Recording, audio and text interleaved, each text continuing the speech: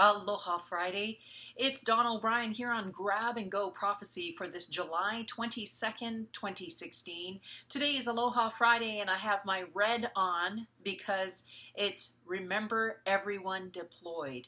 I pray for you all the time. Thank you, thank God for our troops who stand and defend our freedom, who serve God and country. I pray for you and our families. Every Friday, RED, Remember Everyone Deployed.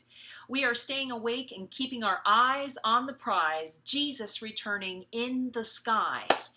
Today, I have three top-breaking heads-up headlines for us. Number one, China starts their own war games in the South.China.Sea against an international ban. Number two, Russian warplanes have bombed a United States base in Syria, seemingly knowingly. And finally, number three, Germany had a shooting rampage that killed 9 people today. 3 gunmen are supposedly still on the loose and being hunted for.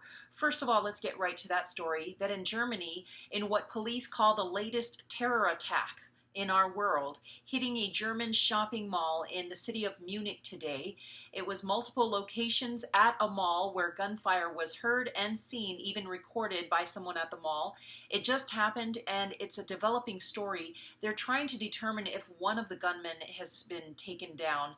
More on that later from many news sources for you, but we have to mention it because it is breaking news and we see that violence, lawlessness is spreading around the world as we allow this spirit to continue. Second, China started its own war games, much like RIMPAC, which our United States hosted war games right here in the waters of Hawaii.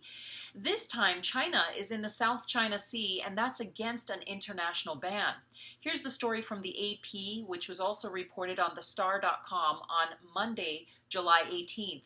China is closing off a part of the South China Sea for military exercises this week, the government said Monday, days after an international tribunal ruled against Beijing's claim to own virtually the entire strategic waterway. Now, China has, basically the world said no, China said yes we will. And now they are determined to defend all of its territorial claims in the South China Sea. According to a related story in the USA Today that I was reading this morning, China transformed minuscule islands into remote military bases armed with powerful missiles. Once little specks of rock, these islands have swelled as Chinese barges dump mountains of sand around their edges and basically develop their own military bases in lands far away in the middle of the Pacific Ocean, which is close to Hawaii.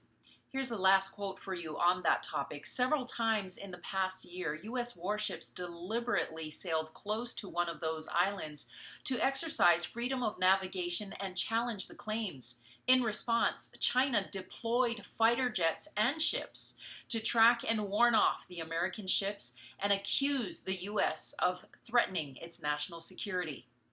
Here's my comment on this before we get to story number 3, with the whole China threatening the United States and actually taking defensive action against our freedom of action. Click, click, click. Remember that I've made the analogy that it feels a lot to me in these last seconds of the last days like a roller coaster. It's just getting started. It goes way up that mountainous level and it slows down the clicking, click, click, click before it gets over the top and down it goes. And that's exactly what we're hearing, is that more and more aggressive tendency by China, who, by the way, once again, and I know I've said it before, but it's not for nothing, that China is sitting in our RIMPAC exercises. Now, an interesting note by USA Today, look at this story, it's ridiculous, saying that Donald Trump has stirred up war with China.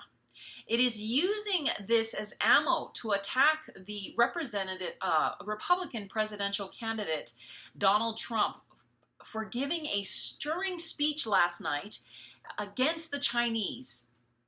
And they say in this article on USA Today, on today's front headlines, there's never an ideal time to antagonize the world's largest army. But this week, when China is seething over perceived American aggression, is a particularly bad moment to rile up Beijing. Yet that's exactly what the U.S. Republican Party is doing. At its convention in Cleveland, led by Donald Trump, the party is doubling down on China bashing. Now, that's the end that I'm going to read from this ridiculously stupid article out of the USA Today, and here's why. Because President Obama and the administration have invited China to come and sit in on the RIMPAC exercises. This is conducted by the United States, hosted by us, conducted by our top military brass, and billed as the world's largest naval exercises. And yet you want to pick on Donald Trump, who's not even the president, but the president is asking China to come check us out, come and spy, get all the details on how we're going to run a war, in case you wanted to know. So no criticism against Barack Obama in the media, once again, though he's the president. Silence. Still waiting. Interesting.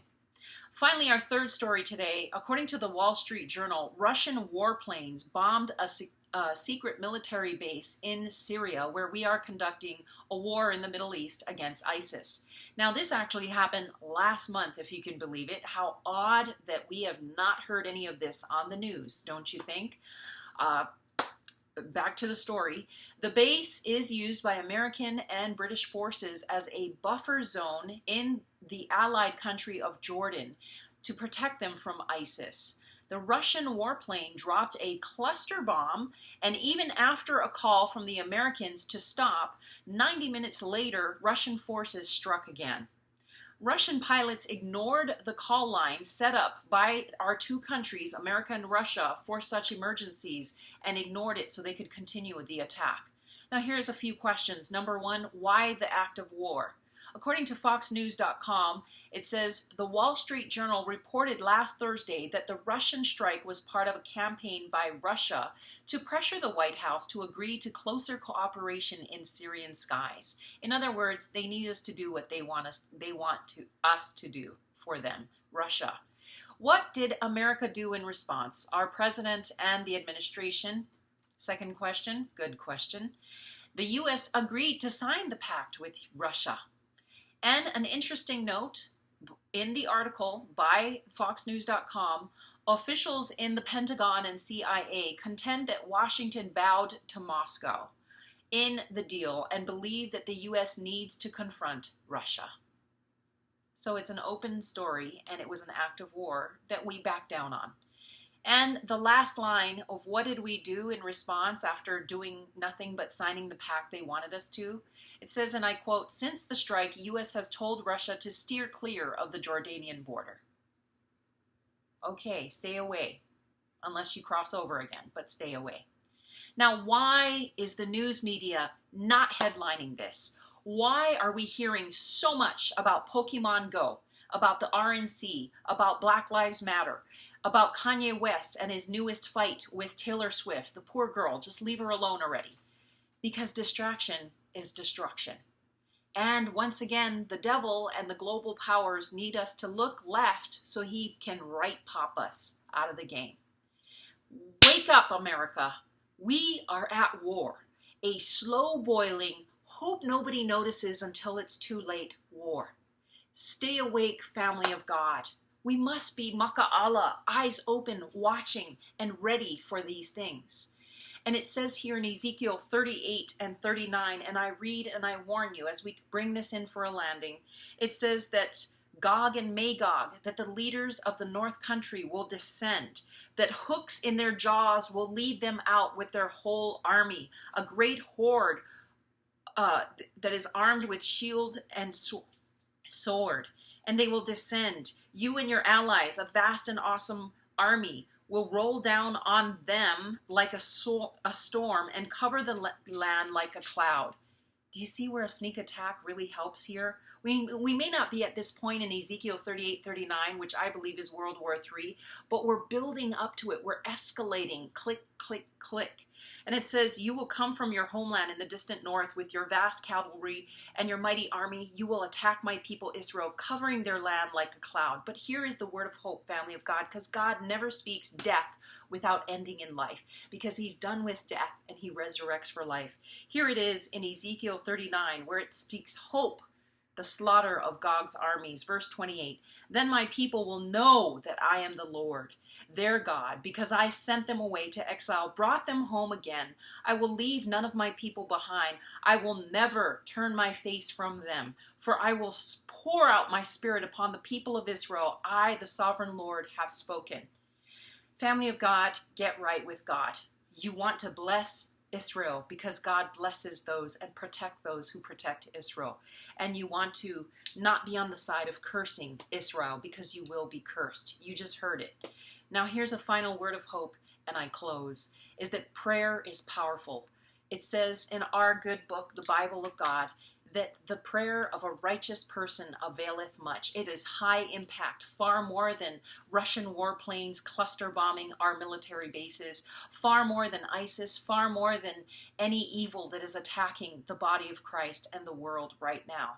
The power of prayer led to no violence in the RNC, the Republican National Convention this week in Cleveland, where it was heavily threatened.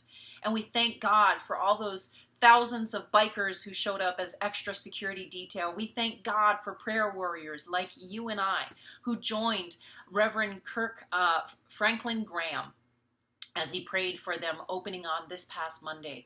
And I ask you, as a prayer flare, throwing up a prayer flare, that you would please do the same thing this coming Monday. Reverend Graham has asked us to join him at 2 p.m. Eastern Standard Time this Monday to pray for the protection over the DNC, Democratic National Convention.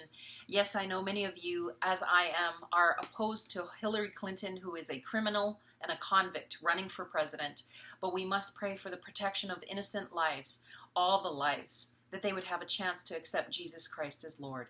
This is a brief breaking update of biblical news and epic proportions. God bless you. Stay in prayer, stay awake, and aloha.